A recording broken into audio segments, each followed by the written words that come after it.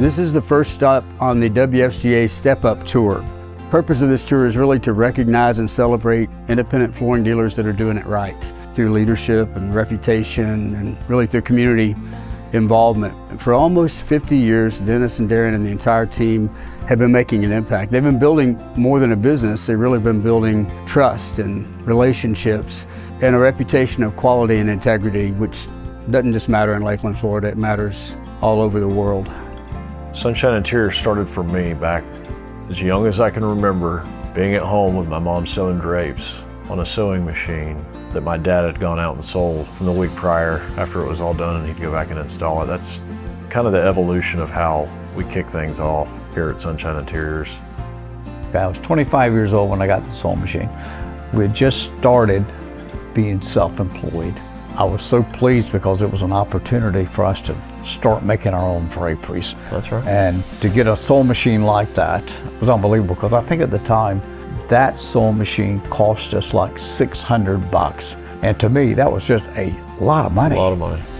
The importance of our business and where we are today, we're blessed beyond belief. And I think a lot of that has to do with relationships. Oh, absolutely. I tell people all the time, we don't go to work to sell stuff. We actually sell stuff by communicating with others. Oh, right. Which is a byproduct of the relationship that we have. And I think that that's been instilled in me since I started because of what you started and how you built the business. It's strictly relationship driven, I believe.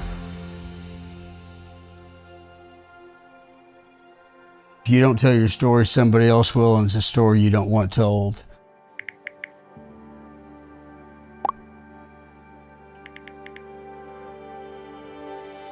I'm in the middle of my CEO group. There's 15 guys around me. They're going, what in the world's going on? Yeah. Not even supposed to have our phones out, and I'm looking at this.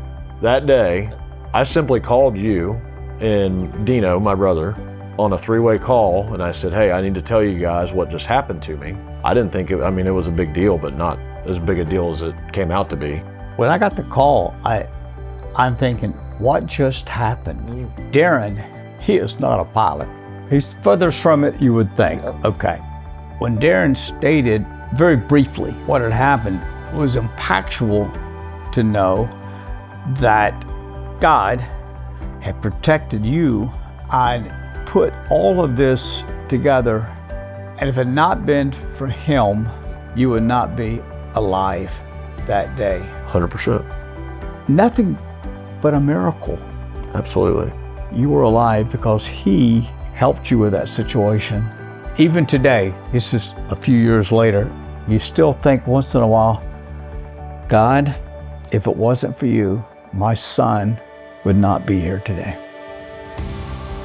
It was an event in your life, but it doesn't define who you are. Exactly. It kind of resonates back to the banner that I have hanging in the shop that everybody's seen. Yeah, you cannot react, you have to respond. That's right. And it goes back to even how I handled the plane incident, but now also how I use that going forward. Until it happens to you and it literally hits you in the face, you have no idea how you'll react. And when that incident happened, it changed my viewpoint on a lot of things in life. My personal life at home became different. My work life became different. Just realizing everything can change in an instance. There's no reason why you need to wait to do anything. So one of the ways to help our industry and help shape it going forward by stepping up, no pun intended, is I joined the WFCA board for that reason. Being on the WFCA board means more than just shaking hands with people, showing up to get to know somebody else. You truly have a purpose to be able to shape the future of the flooring industry, because if people my age or younger don't get involved, it's going to stay the same crusty way it has forever. We've got to adapt to change. I think you're a catalyst for change. I also think you represent a demographic that's often ignored in our industry. You're a young leader.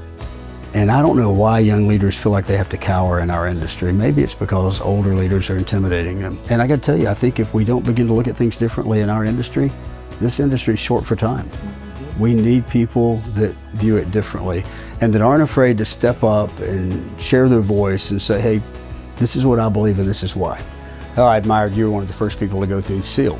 the online program and give us honest feedback. SEAL 2 comes out, I'm first person signing up because I want to know that I can get in there and take that and have that available to me and not have to be second class, third class, because leadership is that important. And you always have to have the training, never give up. People don't really care how much you know till they know how much you care. You have to earn the right to be respected as a leader. So from October 2024 to about November 2025, we operated as a maternity home out of Bartow in the My Girl house, if you've seen that movie. We were able to house up to 6 women at a time. We actually served, in the course of that time, we served 8 moms and 6 babies were born into Hope House and started their lives there. So we were able to impact them in many different ways. Our program included spiritual formation. It included life skills such as financial literacy, parenting classes, really helping them in order to be self-sufficient. So Darren actually got connected with Hope House through one of our board members, her husband, and he was involved with our old property in Bartow. He was involved with remodeling there, pro bono, and just incredible things he was doing. Gave us brand new, beautiful floors in our classroom out there. And he's been a donor as of very recently, and he is actually on board with our new facility that we're looking at. He's going to be in the process of helping us remodel that, and so we're so appreciative of his support and really couldn't do it without him, so we're very thankful. What was it that you had put together for the park? For the park, thought about doing something that would make a difference for children, and I wanted to build a park that they could come to and play at no charge. And it was because when I grew up, we were poor. And I remember we had raised about $5,000, whatever the case may be.